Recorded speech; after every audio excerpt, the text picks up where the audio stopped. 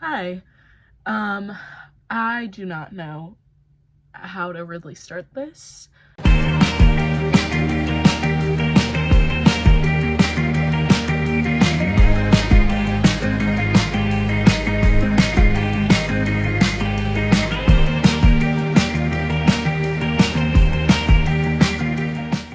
But hi. Um, I'm Dara. I am a dramatic writing student. And if you are one of my friends that just voted on a poll on my Instagram story that said, would you watch this or not? Thanks for watching. And if you're a random person on YouTube that finds this video, hi there. Um, this past weekend on December 7th, I took a trip to New York and I saw Kit Connor and Rachel Zegler starring in Romeo and Juliet, as well as I saw the new original musical Maybe Happy Ending. And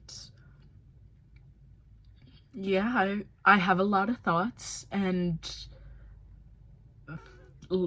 somehow some of my friends want to hear my thoughts, and I'm grateful to feel like my opinion matters or my thoughts.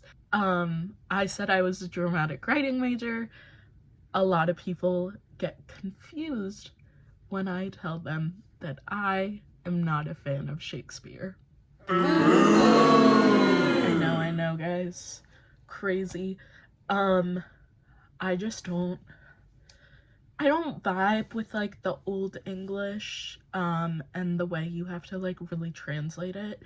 But also everyone in my life that does enjoy Shakespeare has always told me it's a different experience when you see it in person. And after this trip, I can definitely say that. First, we're gonna be talking about Romeo and Juliet. Once again, like, I am not a fan of Shakespeare, but I really did love this production, and I sobbed at the end of Act 1, and I cried like probably half of Act 2. But it was really amazing. I'm very grateful I had the opportunity to see the show, especially with its limited time run, because it is ending in January, I believe. Okay, now to the actual show. So if you've seen anything about this production, you know there's this pre-show, like for the about 15 minutes before showtime, because doors usually open about half hour before showtime. There is a point where like the characters and actors are just like vibing on the stage before the show, like whether they're dancing around the stage or they're throwing little teddy bears or they're like chatting with each other or they're vaping. Like it sets the new tone for this production, because in case you didn't know, this production has been like said that they really want it to feel like you're going to a concert in the beginning.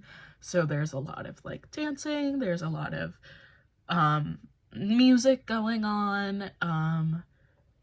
Yeah, so it very much sets that tone very well. Because it feels like you're really just like watching a party. This production is in the Circle in the Square Theater, and what this theater is in the center of the theater there is a circular stage, and there are seats all around the theater. Not just the normal theater where it's you're looking at a stage and there's like the orchestra right here, and then a balcony or a mezzanine or whatever.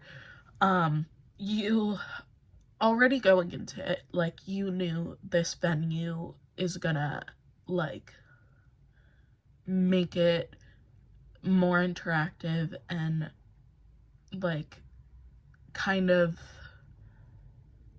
bring you into the story more so.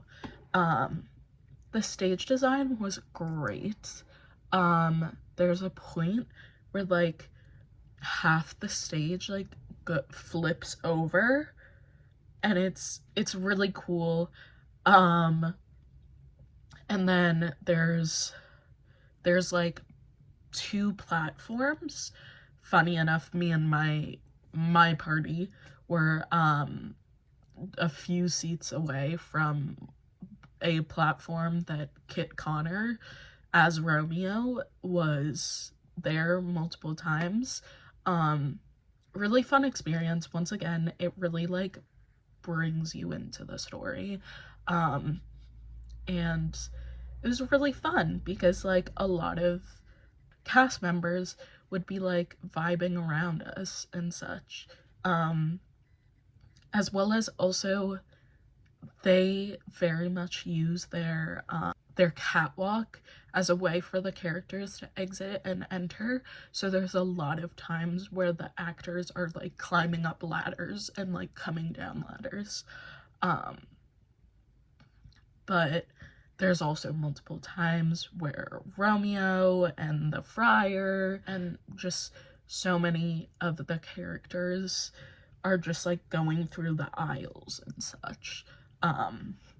But it's stage design wise, it's really good and really enjoyable, and it worked really well for this production, especially with that modernization that they're trying to accomplish, which in my opinion they successfully did. Lighting was a big part of the show, not as big as shows such as, like, The Outsiders, where if you have seen The Outsiders, you know how important lighting is, like, specifically in the rumble and, like, the Act 1 closer. The lighting is really cool, specifically behind the DJ, because there is a DJ. There is 3 lines of lights, just circular lights, that those really stay on majority of the time. But then there's, like, a separate line of, like, wavy light, like a zigzag of lights, that go on when it's supposed to be that they're in the church. Because that way, with the lights, they create that cross, which was really cool. Yeah, lighting design was great. Sound design was also great. Once again, I said there was a DJ. The DJ was very fun. Like, it added a good bit of extra music and also some foreshadowing, because if you know anything about this production, you also know there is an original song that you can listen to on Spotify called Man of the House, and they play an instrumental version of that, like, multiple times before that song is actually performed in the show, which is very cool. I will say something about Man of the House. I'm gonna try to not give too much away, but, like, I think I'm also kind of being a bit unapologetic because of the fact that Romeo and Juliet is a story that has been told for hundreds of years. But Man of the House is the Act 1 closer, and personally for me, before I saw it, I originally believed that the song was about Romeo, and I kind of assumed, oh, this is going to be like an Act 2 closer, but it is an Act 1 closer after, spoiler alert, Tybalt, Juliet's cousin, is killed by Romeo, and the song seems to add a bit more of a relationship between Tybalt and Juliet, and it makes it seem as though Man of the House is actually about Tybalt rather than Romeo. It could be a bit of both of them. I do have to look at the lyrics. But it's a beautiful song. Once again, Rachel Zegler. Her voice is insane. Incredible actress, incredible vocalist. She sings a few times in the show. Amazing. Speaking of the Tybalt death scene, if you know me and have heard me talk about this show and this production since the time I saw it, you know that I keep bringing up the fact that there is something so symbolic and so beautiful about the fact that after Mercutio dies, because Tybalt has killed Mercutio, and then Romeo kills Tybalt in a vengeance of Mercutio. Romeo is the only character that physically has both characters' blood on him. And I say blood because it's fake blood, obviously, they use. But they have, in this scene, they have Romeo in a white tank, and Romeo is there supporting Mercutio in his last moments, and Mercutio puts his bloody hands on Romeo's tank top, and so that's already like a Mercutio and Montague blood being put onto Romeo. And then you have Romeo killing Tybalt, where Tybalt also puts his hands on Romeo because he's trying to fight back, which, as we know, he is unsuccessful. But then Tybalt and Capulet blood is on Romeo as well, and I think it once again connects to that political commentary of this production, and like this emphasis on political commentary, because of the fact that like Romeo is suddenly is really starting to feel the weight of this war. It shows that Romeo is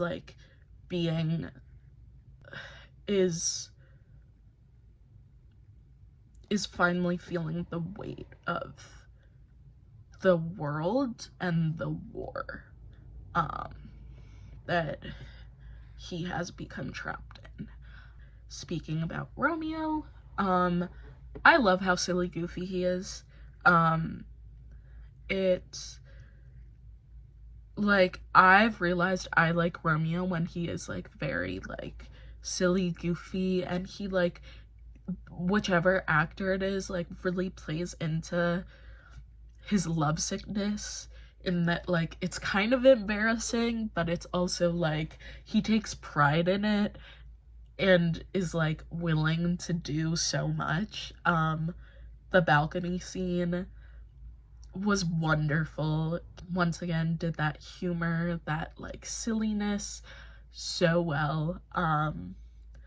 As well as, if you guys haven't heard, you probably have, during the balcony scene, there is a pull-up kiss between Romeo and Juliet, and literally Romeo's like off stage. He's like, okay, I guess we're done for the night, type of thing. And then literally Juliet comes back to the balcony, and he literally comes back from off stage and runs and jumps. And that's how we get the pull-up kiss. Which is really, really fun. But yeah.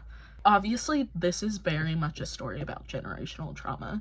How Romeo and Juliet feel like they have to kill themselves for each other because of the fact that no one in their world is supportive of them even just knowing each other and them talking to each other, that they can't really handle like the pressure of it all, because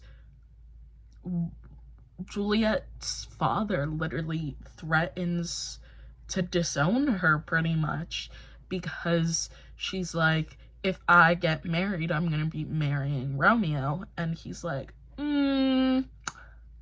so no. And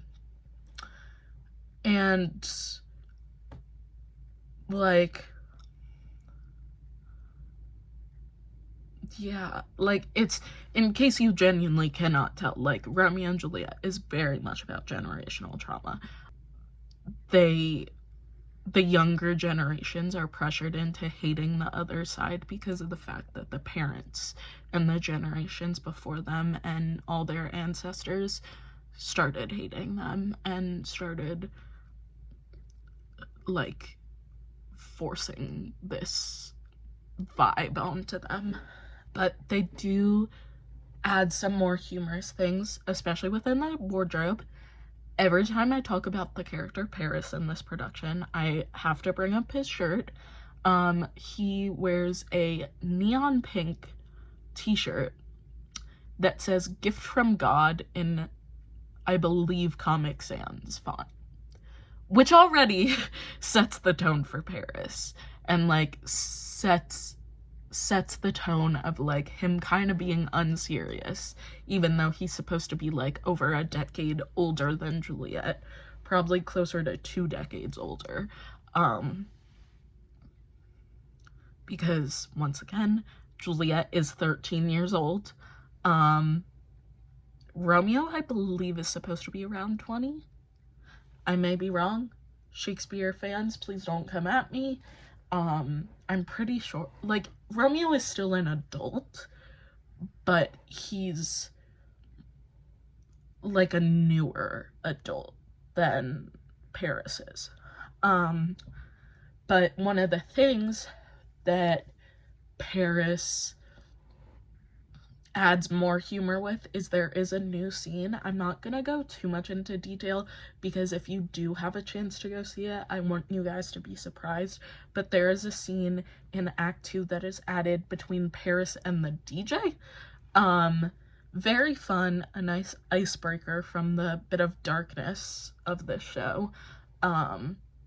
So yeah, I think genuinely seeing it in person has made me have a lot more admiration for this story, as well as also seeing a lot of different things than back when I was a freshman in high school and I had to read this play, and I hated it freshman year.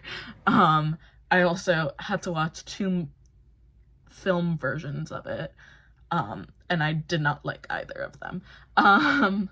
But like, I think the fact is, like, at least how I viewed it, is part of the reason why Juliet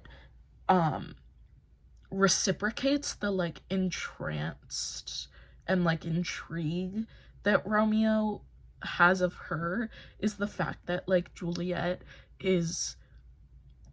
sees Romeo as something and someone that her parents would not approve of. And her being a teenager, what do most teenagers do? Don't listen to their parents. If their parents tell them one thing, they do the opposite. And I think Romeo really represents that. And like how Romeo just is this vision of what her parents don't want for her. And like that's why she marries him, is because part of the reason is because they are so intent on her marrying Paris, and she's like, no, I'm not doing that. I feel like so many of my thoughts people are gonna tell me like, girl, we've known this for years. But I just wanted to talk about this production because it was really wonderful. Also, like, I want to just real quick talk about my experience within the theater. The stage managers and the security there are so kind. Me and my friend tried to stage door afterwards. Unfortunately, our show, no one came out, which is understandable. Once again, actors do not owe the audiences that. Like, they don't. Which there are sadly some fans of Broadway that feel like paying a ticket to go see a show means that they are entitled to, like, deserve a interaction with the cast, which the cast does not owe audiences anything, especially within a show like Romeo and Juliet, where, especially with Romeo and Juliet and Tybalt and Mercutio, like, those actors, they're gonna be emotional post the show. Like, they just died on stage. So, but no one came out, but one of the security guards that helps with it was so sweet. I genuinely can't, like, even the people at the merch, the people helping with the bathroom lines, very kind people, very respectful people.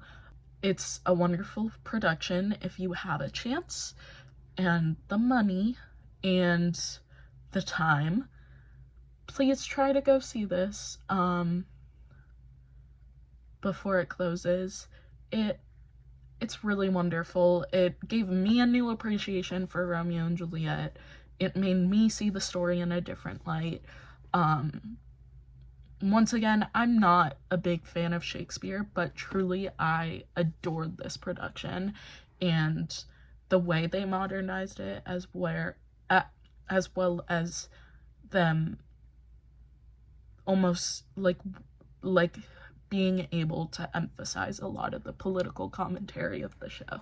So, okay, so now I will be talking about Maybe Happy Ending.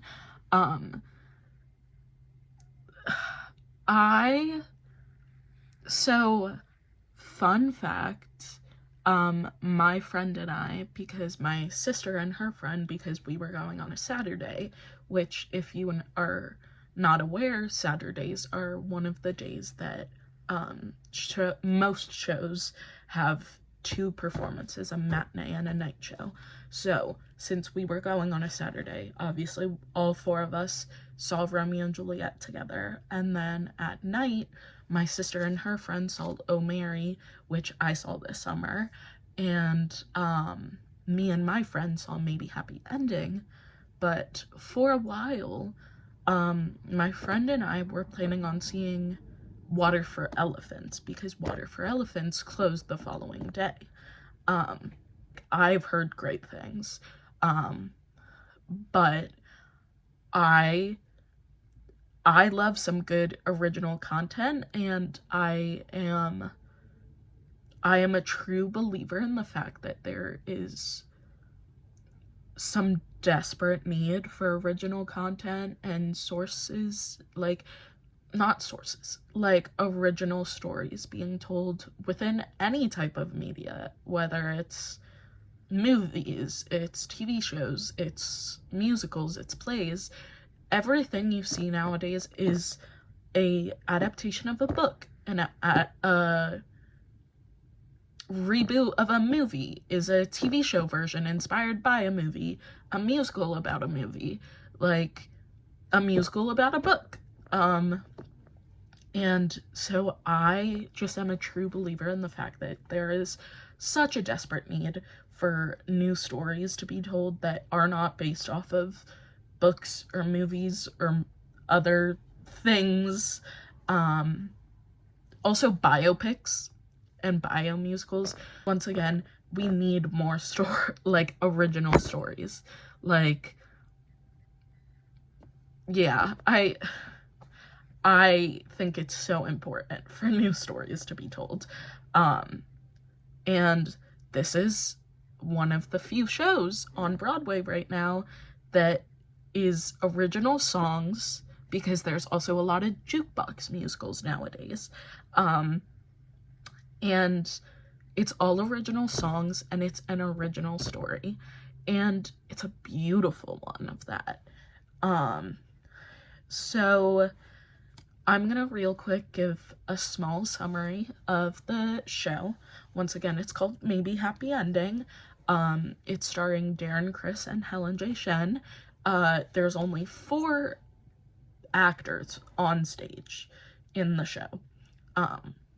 So it's a very small cast, but they're all incredible performers. So Maybe Happy Ending is about 2 robots, or helper bots as they're called, Oliver and Claire, and how Oliver is used to this very specific lifestyle and is waiting for his owner to pick him up in this almost apartment complex for out of date helper bot models. So like iPhones, like you don't see them selling like an iPhone 4 anymore. So it's as if a human version of the iPhone 4 is just like being put into this like apartment complex. So Oliver is a helperbot model 3 and Claire is a helperbot model 5. And Claire knocks on Oliver's door and says like, hey, can I borrow your charger? Mine broke.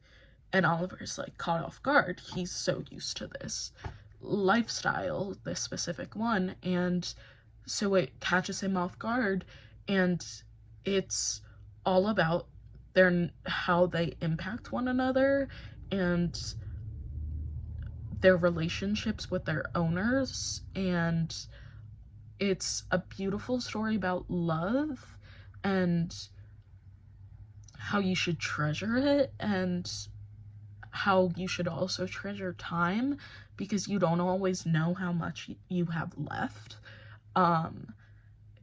It's a wonderful story about love and loss and grief and friendship, and it's just really wonderful. It's really lovely. The actors are incredible.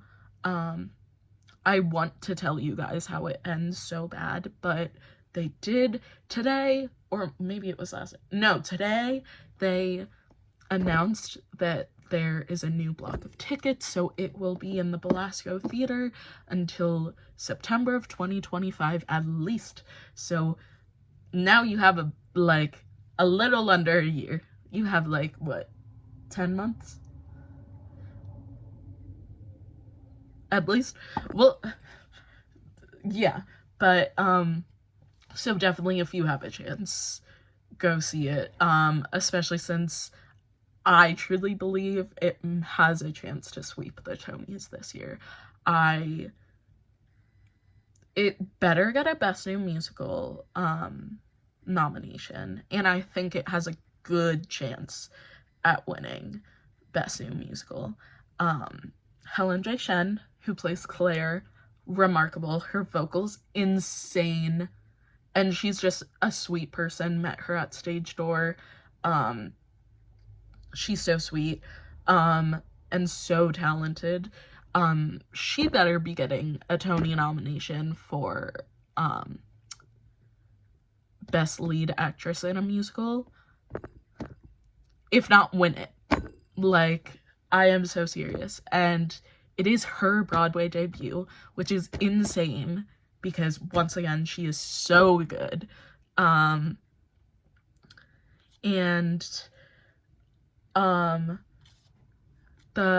production design of this show, I have been comparing it to the newest Company revival, the one that was gender swapped, where it's a lot of boxes.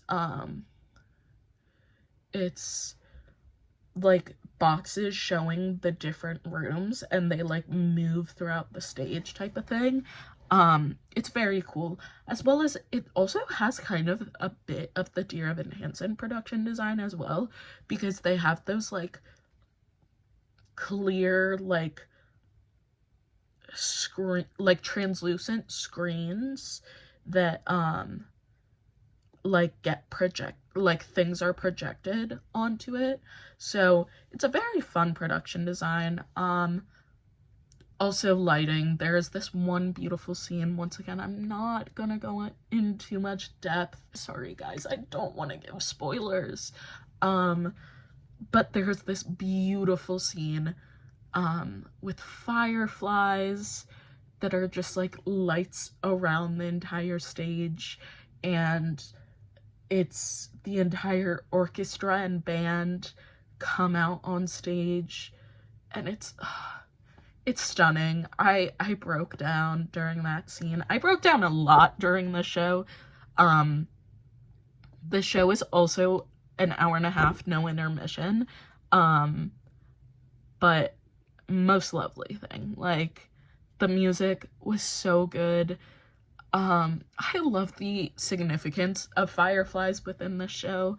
It's so, like, physically and, like, aesthetically beautiful, and it's a wonderful cast, wonderful characters that each go through their own, I don't know if each, because there are two characters that in my opinion are more so there just for like the extra bodies, which like sounds bad, but like they play multiple characters, so overall like it's useful. But like at least the two main characters go through journeys, which is amazing because a whole part of the story is them kind of fighting how they feel because of the fact that they're like, robots aren't supposed to feel this way. Once again, it's a small cast. They're all lovely people. I met all four of them at Stage Door. Really sweet, really talented. The songs, amazing. I cannot wait for when it inevitably gets an original Broadway cast recording. I need it like yesterday. But I love the songs. The music's great. Even just like the score of it all, not even just the lyrics, like the score is also just stunning. It is, once again, it is very much a love story as well as a lost story. So it was kind of ironic because I was like, to my friend who I saw these shows with, I was like, what is with us today and seeing tragic love stories? But really amazing, like really wonderful. I keep thinking about this show, like I want to see it again. And then lastly, on just like a sweet note, I guess, there is an additional fifth character, if you will, that's just a plant. It doesn't truly affect the story, but the plant is just like an extra character that's just fun and adds more of, like, helps influence Oliver's change throughout the show, who is the lead, played by Darren Criss. And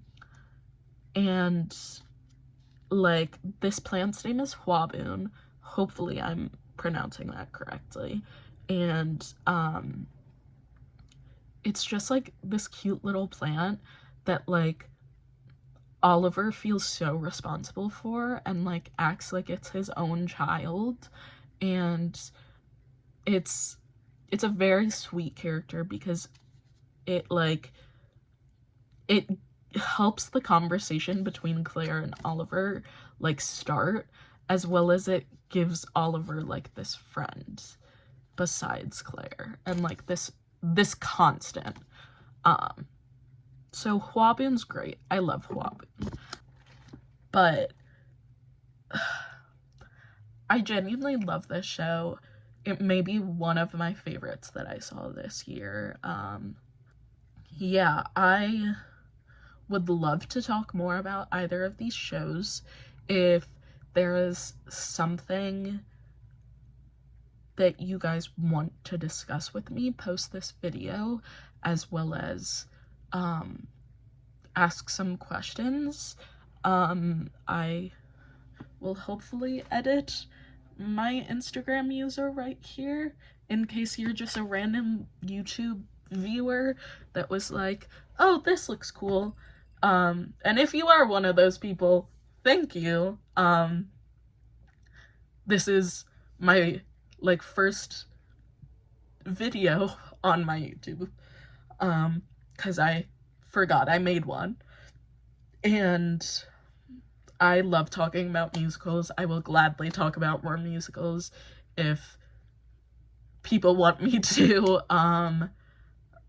But yeah, maybe I'll post more videos about the shows that I saw this year before 2024 ends. But yeah, thank you for listening all this long.